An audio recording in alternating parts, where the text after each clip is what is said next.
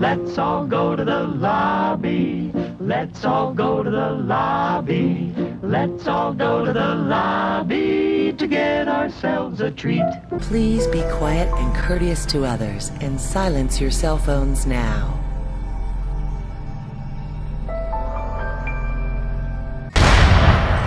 WWE Universe, get ready to meet the next great superstar. This Friday we had Like Mike with wrestling. We had the main event.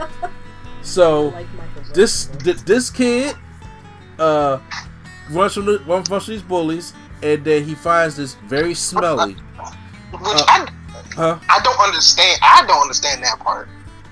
They like the same size. Literally, this kid is look like a wimp. How is he a bully? I don't know. He's getting. And then the thing that he's bullying him about. Let's be honest with you. A lot of people get bullied for that. I didn't see the very beginning. So what happened? No, he just bullied him about being a wrestling fan. Yeah. Oh, okay. But he's on a wrestling team. No. So he was like, "You're not a real wrestler. You're not a real wrestling fan." He was like, "Yeah, I like WWE, not actual wrestling." Okay, this is. Ow. I'm pretty sure I said this. Did I say this on the last podcast when we talked about the trailer? Yeah. Where I was just you said it to us, yeah. Bruh. Vince, get on my nerves. Because ain't nobody's middle school kid saying you want to be a WWE superstar. Is this a fucking Mattel commercial? You're right. Nobody says that. So, on the Mac at the beginning of the show, like I said, it's kind of hard to give the good, the bad, and the spoilers, but there are going to be spoilers in this review. Spoiler alert. So, spoiler alert right there. So, I'm just going to get right into this. So, first off, this kid comes from a broken household. He's there with his dad. First of all, look, I'm all for. Are we not going to talk about it? We are going to talk about it. I am all for mixed families and all that stuff. I'm all for love. But this one I didn't understand. Yeah, okay. Why is his clearly white dad going out with this dark skinned has his son is this dark skinned kid whose mama ran off with another guy to go live in New York, but her mama is staying there in the house. Yeah, that one I don't understand. Also, how do those two colors mix to get him? And he's dark. I'm like, bruh, what in the This Is Us is going on? It must be expired cream in that joke, man, because something ain't right. I was just like, they couldn't have just had a full family, like. No, we gotta. And look, I'm not in there for. I was like, man, he's a single dad who don't want to approach the situation that his mama ran off. I'm just like, gee, but your grandmama's still there, and I'm like, yo. First of all, what? I thought Tichina Arnold was gonna be the mother. That's what I thought. Same. The grandmother. She don't look that old. But so especially in this one, when she's trying to be. Wait. Pam is his grandma? Yes. Pam is his grandma. I'm gonna tell you right now. The Pam you know Q-Flow from Martin is in this movie as a wrestling fan. Picture that. Yes. That's funny. That's funny. I'll take that. Because it's like it ain't like this is Pam as a wrestling fan. Yeah, what this is. She's not Chris's mama from Everybody Hates Chris. No, this is Pam when Gina and Martin is in LA and she retired from the record place. And she was like, you know what? My grandson's a wrestling fan. I'm a wrestling fan too. But she that black mom wrestling fan. Like when the New Day come on, she be like, Kofi, like draws as well. And Big E. Yeah. First of all, as a wrestling fan, I like when they say you want to watch Raw, but SmackDown's on. Yeah, we're getting to that later because is another instance where they was like, you watching SmackDown, it's like daylight outside. I'm like, well, what side of the country y'all on? So. As he's getting picked on in school, that it's the same thing. He doesn't have the confidence. We've seen these stories over and over again. Yeah. He gets chased by the boys. He gets the mask. Okay, so the mask gives him superpowers and this deep voice. Oh my god! All right. And I was just like, okay, the deep voice though. So everybody know this was a kid. Like, what happened? The mask gives him superpowers. Yeah. And a deep voice. Like, it's not even like he can just wrestle. He has powers. Yeah, so Lord. there's a commercial where the Miz is promoting this tournament on NXT because it's the Miz, right? And they promote this tournament, and you can win $50,000 if you we go through the tournament, and then the finals you're gonna face this cage in a cage match, and then you're gonna get a WWE contract and $50,000 to sign up. So let this kid, but once again, I guess they don't know it's a kid because he got the mask on. The last. Okay. But it's. We'll get to that later. Well, yeah, okay. It must be blind division. So he goes and signs up for this competition because he feels as though if he wins the money, because his father won't be able to lose the house, and maybe mom will come back. His mom will come back. I'm like, damn. Yeah, because the first thing you do when you sign up is ask for your real wrestling ring name. Exactly. That's the first thing you do, right? Exactly. So what's your wrestling name? So he's Kid Chaos. So he's there. Okay. So we get cameos from other WWE superstars. Mia Yim is in there. Yep. Otis is in there. Otis, Keith Lee. Babatunde is in there. Yeah, Babatunde. What's the guy from NXT was in there too. I forget what his name is. You mean the cowboy one? Yeah, he do the little screaming. He used to do the guitar thing. I forget what his name was. Yeah.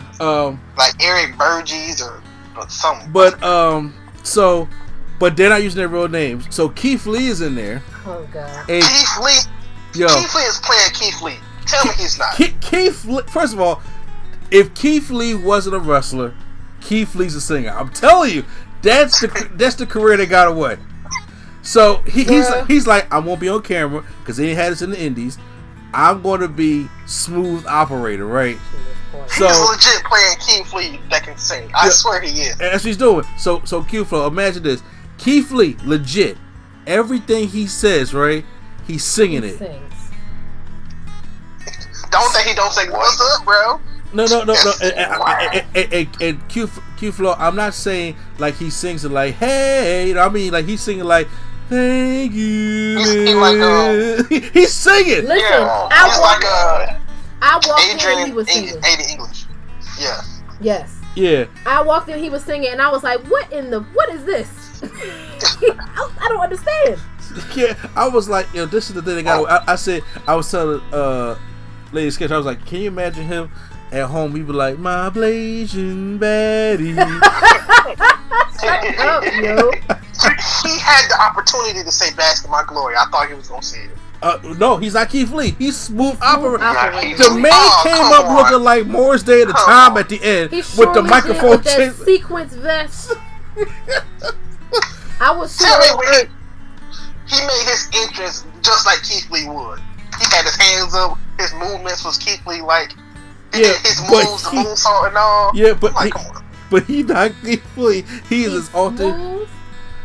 Yo, I'm telling you, whenever Southpaw Regional Wrestling comes back, Smooth Operator is a character on that joint.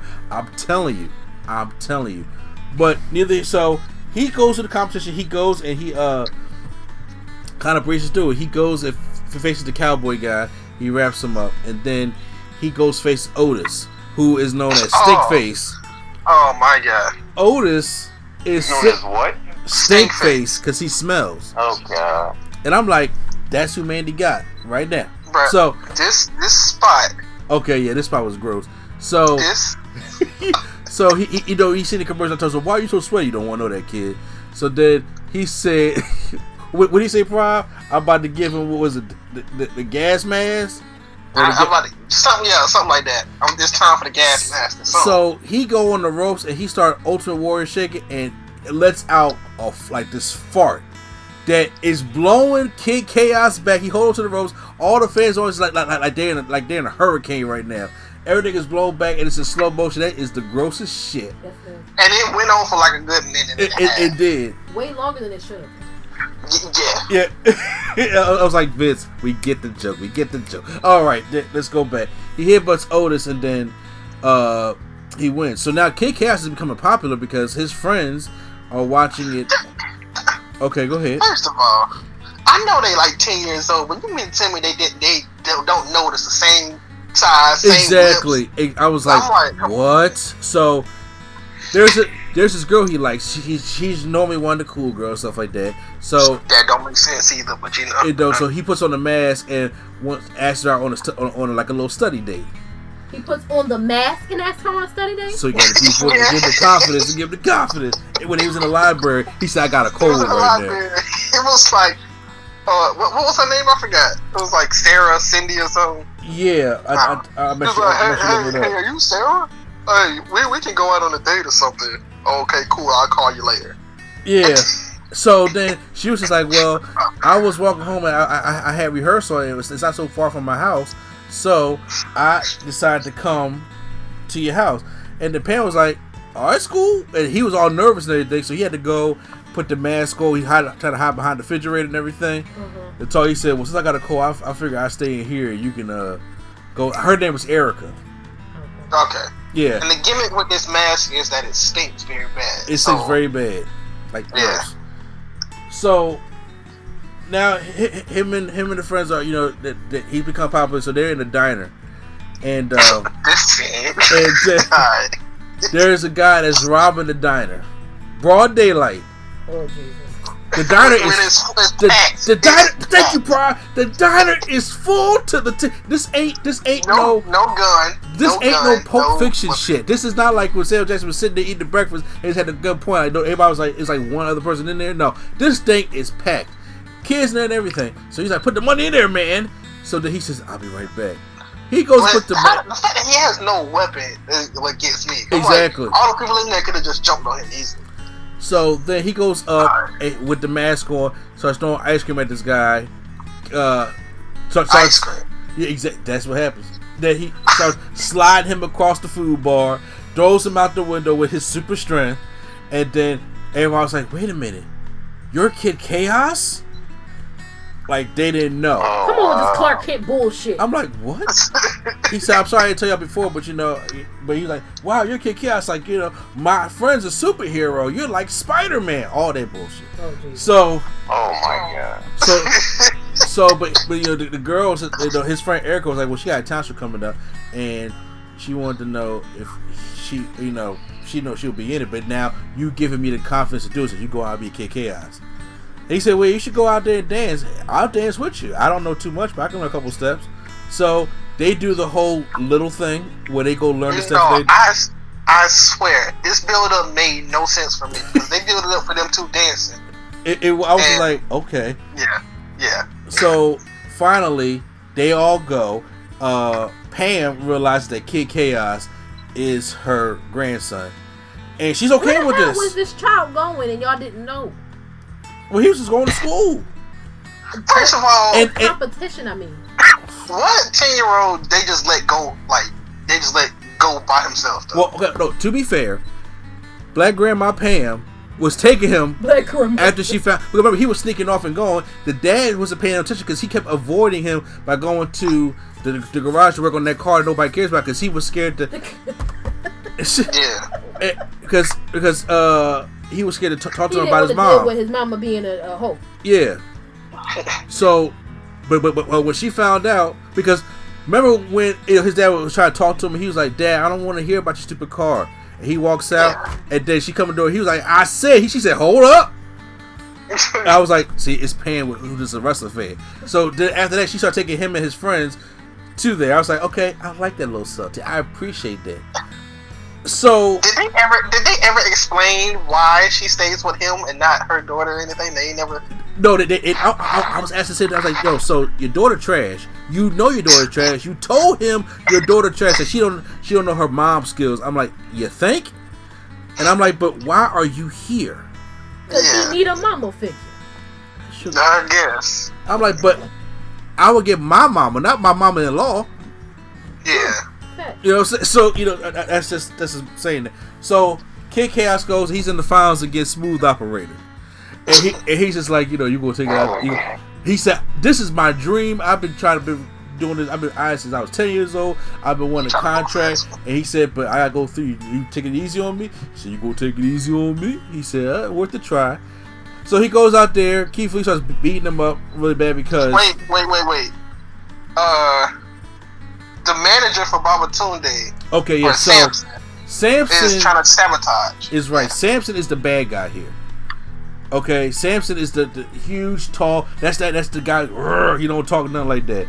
So then, the manager tries to sabotage. He puts some slippery stuff on the steps, and Kid Chaos steps in it, but he uses it to his advantage as he slides around the ring, and then he beats Keith Lee, Smooth Operator, and he goes on to the finals to face Samson in a cage match. But afterwards, what happened? Was that after the match or stuff before the other match where the manager found out? Okay, so that was after he found out about them after the match, because remember they was all in the back talking, and they said, okay, my talent show starts at 6 o'clock on the day. He said, I'll be there because they actually go take a photo shoot. So like real W life. But then he was took the mask off a little bit. He's like, it's a kid. It's just a kid. So there's a plan to expose him, just like Mike. So it don't remind me of Like Mike. This one reminded me of Like Mike too with Kale. Oh God, Brom, don't mention. I'm gonna have to hear this shit all night. Thanks, Brom. This what it remind me of though, because that's how he acted, as just like that. Okay, I don't even want to talk no more about it because I hate it too. But anyway, so he tells Samson that it's just a kid. He should start destroying the show and everything because they have a press conference.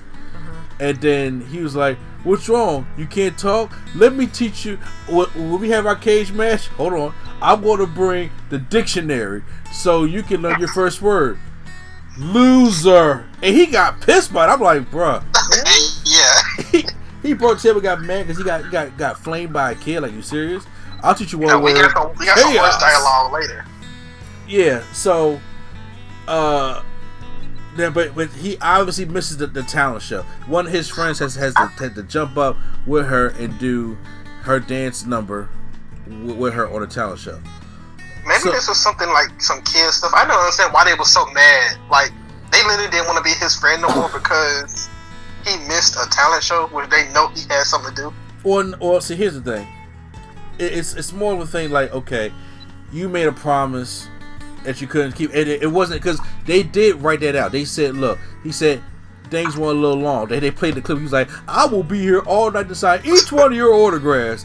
And then he said it with the press conference. It also was on social media, and it showed him because first he said that the photo went long. That they showed a picture out there with all the fans, and then he said, you know, they just would not let me leave it. And he said, I'll stay here all night and sign all the autographs. So they were pissed that he's lying to them right now. I know, but I'm saying, like, to lose just a friendship for them not to want to be friends with him no more. No, it's human nature. It's petty. Kids. It's kids. That's what they're going to do. That's all they care about. That's all I care about. And he was just like, but and then when you defend, like, fine, you know, I got more portions to deal with anyway. You know, all that kind of crap. Mm-hmm. So then, when it's time for the big cage match, and then obviously the manager's talking to Pam and them, and Samson switches the mask.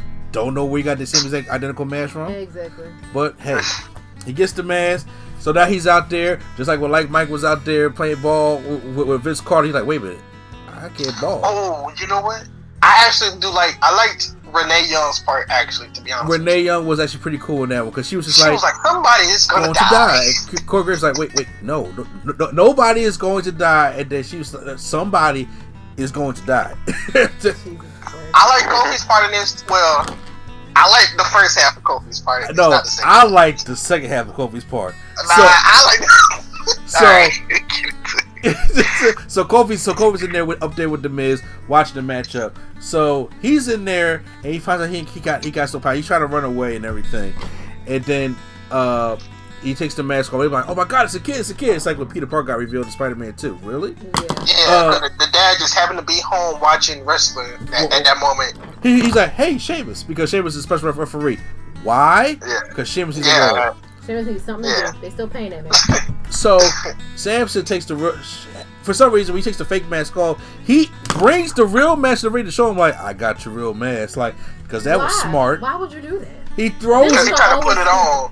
Yes, he throws it and it's stuck on top of the cage.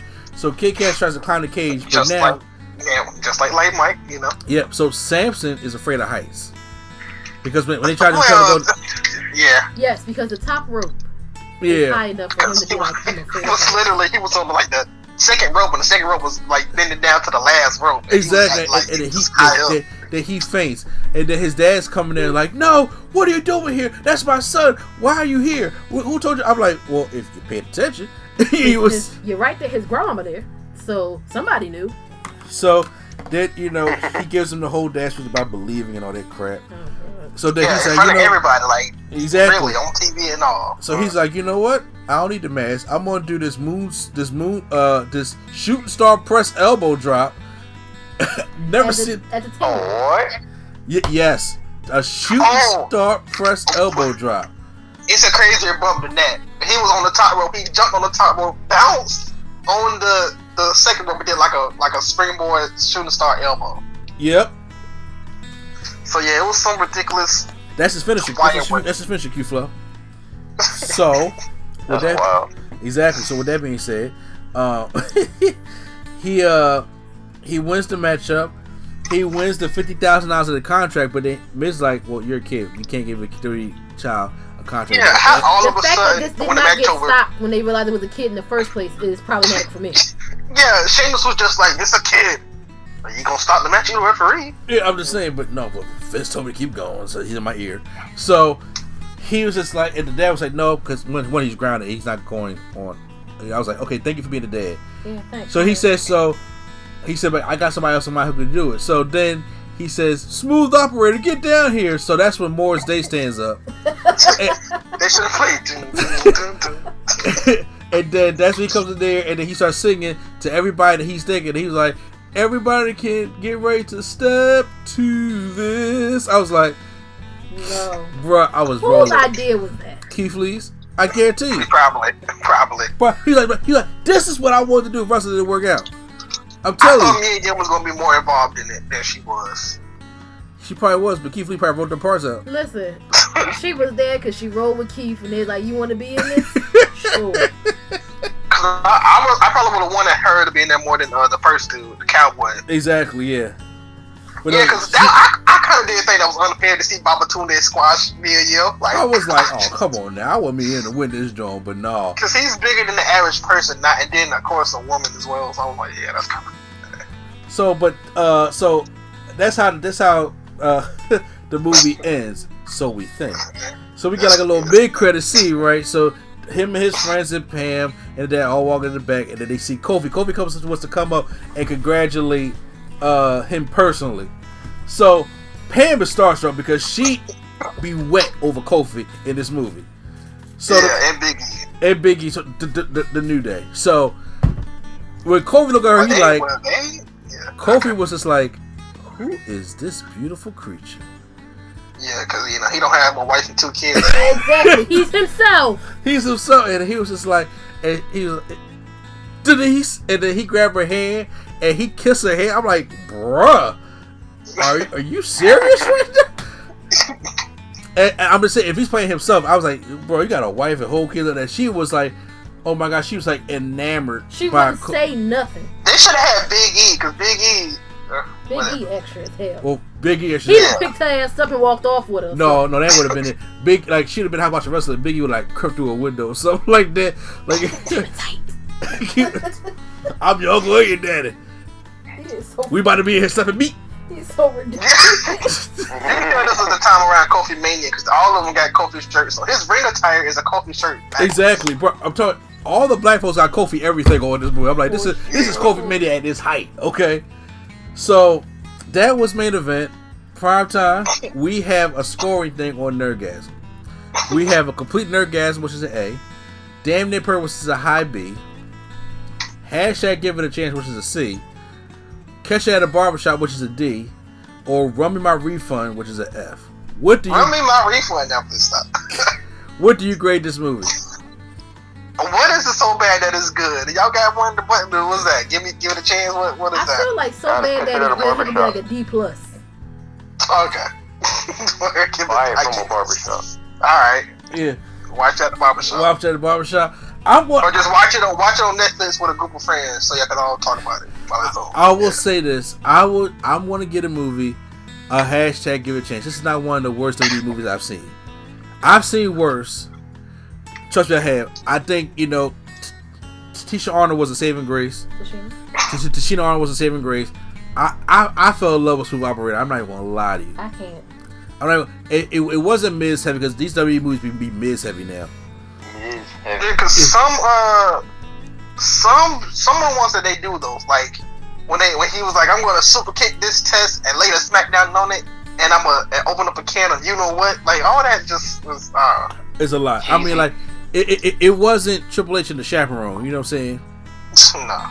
Why hasn't WWE started their own cinematic universe yet?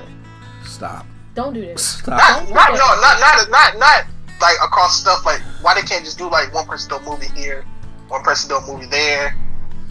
I mean, they were, and then they. Well, I'm talking about like involving wrestling. Like. Oh, okay. Yeah. Like a movie like this, because that's what I meant. Like cinematic, like you can have different people in it. It seems like as a natural themselves. progression because